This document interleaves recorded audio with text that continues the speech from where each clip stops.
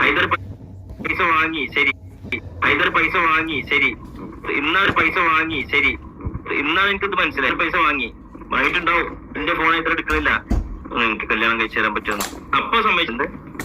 Anchor വന്ന് ഇതെടുത്ത് മൂപ്പർക്ക് അങ്ങനെ മടിയൊന്നുമില്ല. ഒരു ലജ്ജ എന്ന് പറഞ്ഞ ഹൈദർ പൈസ വാങ്ങി ശരി, ഇന്നാണ് പൈസ ഉപയോഗിച്ചു. പക്ഷെ അത് ഗൂഗിളിൽ എന്തുണ്ട് കയറി കിടക്കുന്നുണ്ട്. ഹാമിദ് ഇങ്ങനെ മജ്ലിസ് ഒക്കെ തുടങ്ങി ഇങ്ങനെ പ്രശ്നമായ സമയത്ത് ഞങ്ങള് ചെറിയൊരു പ്രശ്നം ഉണ്ടായി തമ്മില്. അത് ഇവിടെ ഞങ്ങള് ഇത് മക്കളെ ആരെ പറ്റിയ പറയണെന്ന് നിങ്ങൾക്ക് അറിയാം.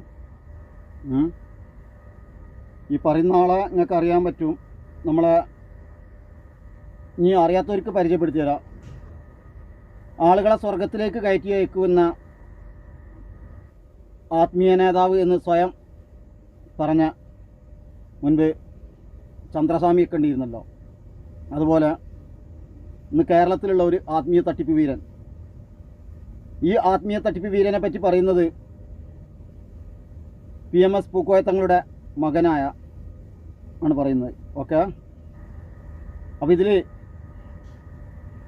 നിങ്ങൾ ആദ്യം ഒന്നും പാടെ കേൾക്കി എന്താ പറയണെന്നുള്ളത്. ഫോട്ടോസിന്റെ ഒക്കെ കഥകള് എനിക്കറിയാം. ഈ ഹാമിദ് എന്ത് ചെയ്യും, ബോംബെയിലുള്ള സമയത്ത് തന്നെ എന്നോട് ആദ്യം പറയലുണ്ട്, എവിടെ പോയാലും എന്ത് ചെയ്യണം, ഫോട്ടോ നിങ്ങൾ എടുത്തോണ്ടിട്ടോന്ന് പറയും. ആരോട് സംസാരിക്കുകയാണെങ്കിൽ ഫോട്ടോ എടുക്കാൻ വേണ്ടി പറയും. അപ്പൊ ശരി എന്നായിക്കോട്ടെ പറഞ്ഞിട്ട് ഞാൻ എടുക്കലുണ്ട് ഫോട്ടോ. ഒരു വീട്ടിലിരിക്കാന്നുണ്ടെങ്കിൽ അവിടെ ലേഡീസ് ഉണ്ടെങ്കിൽ അവരോട് സംസാരിക്കും. അപ്പോഴും എന്നോട് ഫോട്ടോ എടുക്കാൻ പറയും. ഫോട്ടോ എടുക്കുന്ന പറയും. ഞാൻ ഫോട്ടോ എടുക്കും. അന്നൊക്കെ ചെറിയ ഫോണുകളാണ്, ഈ സാംസങ്ങിന്റെ ഗാലക്സി അങ്ങനത്തെ ഫോണുകളാണ്. പക്ഷെ ഈ ഹാമിദിന് അറിയില്ല, അന്നെടുത്ത ഫോട്ടോ ഇന്നും എന്റെ കയ്യിൽ 10 കൊല്ലം കഴിഞ്ഞിട്ട് എന്റെ അടുത്ത് ഉണ്ട്. ഞാൻ അതിന് ശേഷം കുറെ ഫോണുകൾ മാറ്റി വേറെ ഉപയോഗിച്ചു. പക്ഷെ അത് ഗൂഗിളിൽ എന്തുണ്ട് കയറി കിടക്കുന്നുണ്ട്. ഇതാണ് തങ്ങൾപ്പാപ്പാന്ന് വിളിച്ചിട്ട് കുറച്ച് ഉമ്മമാരുണ്ടല്ലോ. ഈ തങ്ങൾപ്പാപ്പയിലൂടെയാണ് സ്വർഗം കിട്ടണമെന്ന് വിചാരിച്ച് കാത്തിരിക്കുന്ന കുറച്ച് കദീസ്ത ബീബാത്തു പാത്തുമു ജൈനു ഗീനു ഗീനുകൽ പല വക അയില കോര മത്തി എന്ന് പറഞ്ഞിട്ട് കുറച്ച് കിടക്കുന്ന കപട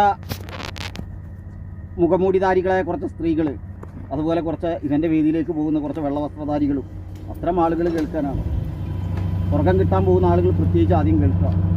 നിങ്ങളെ സ്വർഗപ്പ ആദ്യം എങ്ങനെയായിരുന്നു? സ്വർഗലോലവിലോല അതൊന്നുമില്ല.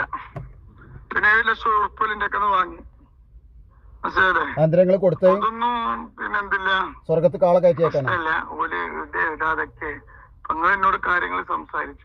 ഓക്കെ, അപ്പൊ അത് അങ്ങനെയാണെങ്കിൽ ഇൻഷാ അല്ലാഹ് 5-6 ലക്ഷം ഉറുപ്പിക കൊടുക്കും. അതിലൊക്കെ ആണെങ്കിൽ ഒക്കെ, ഇല്ലെങ്കിൽ ഇൻഷാ അല്ലാഹ് അവനെടുത്തേ ഒക്കെ നമുക്ക് പിന്നെ നോക്കാം.